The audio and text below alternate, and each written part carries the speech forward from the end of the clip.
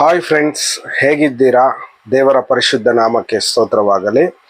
ಈ ದಿನದ ದೇವರ ಸಂದೇಶವಾಗಿ ನಾವು ನೋಡೋಣ. ನೋಡಿ, ಚಿಕ್ಕ ಮಕ್ಕಳನ್ನು ಯಾವ ರೀತಿಯಾಗಿ ಬೆಳೆಸಬೇಕು, ಅವರನ್ನು ಯಾವ ರೀತಿಯಾಗಿ ನೋಡಿಕೊಳ್ಳಬೇಕು ಎಂಬುದಾಗಿ ಈ ವಿಡಿಯೋದಲ್ಲಿ ನಾವು ನೋಡೋಣ. ಅದಕ್ಕಿಂತ ಮುಂಚೆ ನಮ್ಮ ಚಾನಲ್ನ ಫಸ್ಟ್ ಟೈಮ್ ನೋಡುವವರು ದಯಮಾಡಿ ಸಬ್ಸ್ಕ್ರೈಬ್ ಮಾಡಿ, ಈ ವಿಡಿಯೋನ ಲೈಕ್ ಮಾಡಿ, ಶೇರ್ ಮಾಡಿ.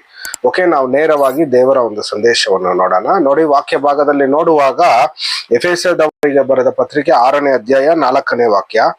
ತಂದೆಗಳೇ, ನಿಮ್ಮ ಮಕ್ಕಳಿಗೆ ಕೋಪವನ್ನೆಬ್ಬಿಸದೆ ಕರ್ತನಿಗೆ ಮೆಚ್ಚುಗೆಯಾಗಿರುವ ಬಾಲ ಶಿಕ್ಷೆಯನ್ನು ಬಾಲೋಪದೇಶವನ್ನು ಮಾಡುತ್ತಾ ಅವರನ್ನು ಸಾಕಿ ಸಲಹಿರಿ. ನೋಡಿ, ಈ ದಿನಗಳಲ್ಲಿ ನಾವು ನೋಡುವಂತ ಸಂದರ್ಭದಲ್ಲಿ ಅನೇಕ ವ್ಯಕ್ತಿಗಳು ತಮ್ಮ ಮಕ್ಕಳ ಕುರಿತಾಗಿ ಯೋಚನೆಯೇ ಮಾಡುವುದಿಲ್ಲ. ಅವರು ಯಾವ ರೀತಿಯಾಗಿದ್ದಾರೆ, ಅವ್ರು ಸ್ಕೂಲ್ಗೆ ಹೋಗುವಾಗ ಯಾವ ಕಾರ್ಯವನ್ನು ಮಾಡ್ತಾ ಇದ್ದಾರೆ, ಅವ್ರು ಅನ್ಕೊಂಡಿದ್ದಾರೆ ಅವರು ಶಾಲೆಗೆ ಹೋಗುವಾಗ ಸರಿಯಾಗಿ ಹೋಗಿ ಚೆನ್ನಾಗಿ ಬೆಳೆಯುತ್ತಾ ಇದ್ದಾರೆ ಎಂಬುದಾಗಿ ಅವರು ತಿಳಿದುಕೊಂಡಿದ್ದಾರೆ. ಆದರೆ ಕೆಲವು ಮಕ್ಕಳು ಕೆಲವು ಕೆಟ್ಟ ಅಭ್ಯಾಸಗಳನ್ನು ಮಾಡಿಕೊಂಡು ಅದು ಕಾಲ ಕ್ರಮೇಣ ಅವರ ಮೇಲೆ ಅದು ಬಹು ಭಯಂಕರವಾಗಿ ಪ್ರಭಾವವನ್ನು ಬೀರ್ತಾ ಇದೆ.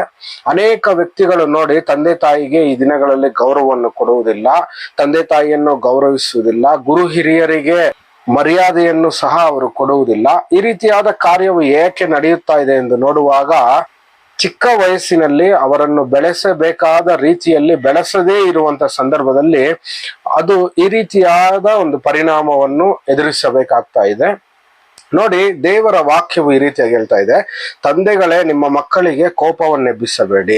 ನೋಡಿ, ಮಕ್ಕಳಿಗೆ ಚಿಕ್ಕವರಿರುವಾಗ ದೊಡ್ಡವರು ಯಾರು ಇರ್ತಾರೋ ಅವರ ಪಾಲಕರು, ಅವರನ್ನು ನೋಡಿಕೊಳ್ಳುವವರು, ಇಲ್ಲ ಅಂದ್ರೆ ಅವರ ತಂದೆ ತಾಯಿಗಳು ಅವರಿಗೆ ಕೋಪವನ್ನು ಎಬ್ಬಿಸಬಾರದು.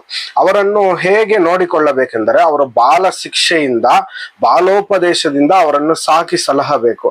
ನೋಡಿ, ಅವರು ತಪ್ಪು ಮಾಡಿದಾಗ ಅವರಿಗೆ ಶಿಕ್ಷೆಯನ್ನು ಕೊಡಬೇಕು. ಯಾವ ರೀತಿಯಾಗಿರ್ಬೇಕಂದ್ರೆ ಅದು ಬಾಲ ಶಿಕ್ಷೆ ಆಗಿರ್ಬೇಕು.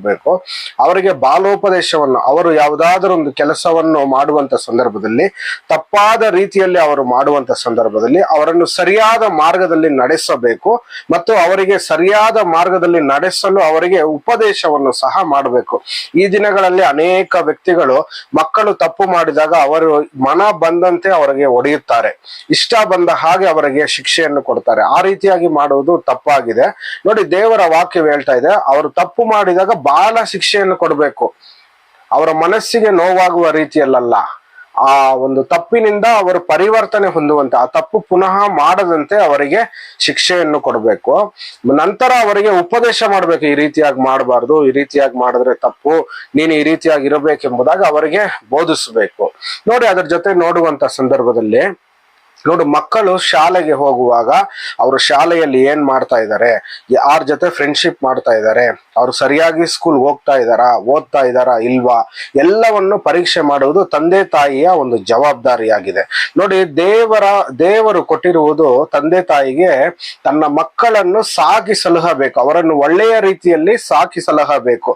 ನೋಡಿ, ದೇವರಿಗೆ ಮೆಚ್ಚುಗೆಯಾಗಿರುವ ಕಾರ್ಯಗಳನ್ನು ಅವರಿಗೆ ಹೇಳಿಕೊಡ್ಬೇಕು.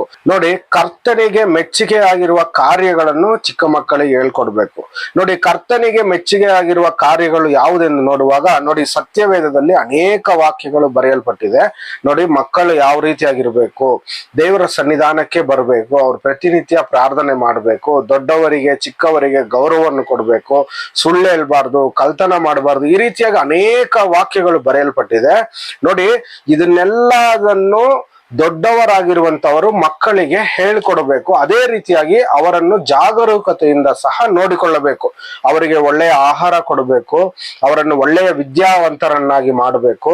ನೋಡಿ, ಅವರಿಗೋಸ್ಕರ ತಂದೆ ತಾಯಿಗಳು ಕಷ್ಟ ಬಿದ್ದು ಅವರಿಗೆ ಒಳ್ಳೆಯ ವಿದ್ಯಾಭ್ಯಾಸವನ್ನು ಸಹ ಕೊಡುವುದು ತಂದೆ ತಾಯಿಗಳ ಜವಾಬ್ದಾರಿಯಾಗಿದೆ. ಇದು ದೇವರೇ ನೇಮಿಸಿರುವ ಒಂದು ಕಾರ್ಯವಾಗಿದೆ. ನೋಡಿ, ಅವರನ್ನು ಬೀದಿಗೆ ಹಾಗೆ ಬಿಡಬಾರದು, ಅವರು ಕೆಟ್ಟು ಹೋಗುವಾಗ ಹಾಗೆ ಅವರನ್ನು ಬಿಟ್ಟು ಬಿಡಬಾರದು. ನೋಡಿ, ಸೋಷಿಯಲ್ ಮೀಡಿಯಾದಲ್ಲಿ ನೋಡುವಂತ ಸಂದರ್ಭದಲ್ಲಿ ಅನೇಕ ವ್ಯಕ್ತಿಗಳು, ತಂದೆ ತಾಯಿಗಳು ಮಕ್ಕಳನ್ನು ಒಡೆದು ಸಾಯಿಸ್ತಾ ಇದ್ದಾರೆ, ಮಕ್ಕಳಿಗೆ ಘೋರವಾದ ಶಿಕ್ಷೆಯನ್ನು ಸಹ ಕೊಡ್ತಾ ಇದ್ದಾರೆ.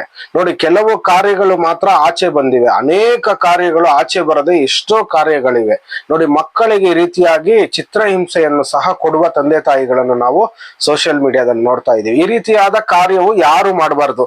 ಮತ್ತೆ ಅವರನ್ನು ನಾವು ಚೆನ್ನಾಗಿ ನೋಡ್ಕೊಳ್ತಾ ಇದೀವಿ ಅಂತ ಹೇಳಿ ಅವರನ್ನು ಹಾಗೆ ನಿರ್ಲಕ್ಷ್ಯ ಮಾಡಬಾರ್ದು. ನೋಡಿ, ಒಂದು ವಿಡಿಯೋ ನಿಮಗೆ ತೋರಿಸ್ತೀನಿ. ಆ ವಿಡಿಯೋದಲ್ಲಿ ನೋಡುವಂತ ಸಂದರ್ಭದಲ್ಲಿ ನೋಡಿ, ಆ ಚಿಕ್ಕ ಮಕ್ಕಳು ಇಬ್ಬರು ಸ್ವಿಮ್ಮಿಂಗ್ ಪೂಲ್ ಅಲ್ಲಿ ಹೋಗಿ ಈಜಾಡಲು ಹೋಗಿದ್ದಾರೆ.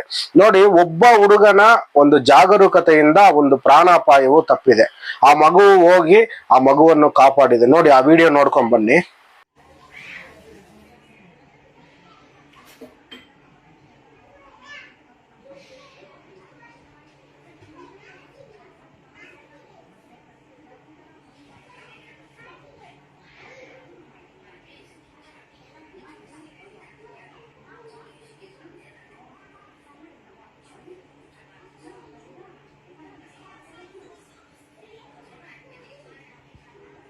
ನೋಡಿ, ಮಕ್ಕಳ ಕುರಿತಾಗಿ ನಾವು ಜಾಗೃತೆಯಾಗಿರ್ಬೇಕು, ಯಾರು ನಿರ್ಲಕ್ಷ್ಯ ಮಾಡಬಾರದು.